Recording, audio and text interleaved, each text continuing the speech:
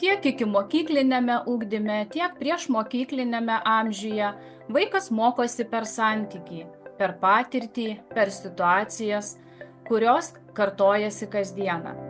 Todėl saugumas ugdymo procese tiesiogiai susijęs su vaiko įsitraukimu, jo savijauta ir pažanga.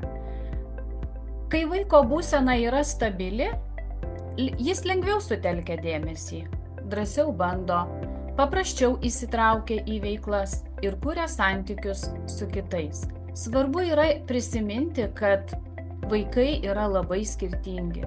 Vienam reikia daugiau laiko įsitraukti, kitam daugiau judesio, o trečiam galbūt daugiau reikia artumo. Taigi saugumas atsiranda tada, kai aplinka prisitaiko prie vaiko, o ne vaikas prie aplinkos. Fizinis smurtas šiandien pakankamai griežtai reglamentuotas.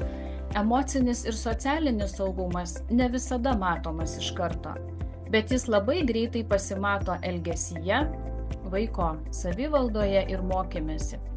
Dėl to verta apie jį kalbėti plačiau. Griežta reakcija į patį smurto faktą. Bet kartu labai svarbu, kad mes reaguotume ne bausme, o saugumo veiksmais. Sustabdome, atskiriame, pasirūpiname, įvardyjame.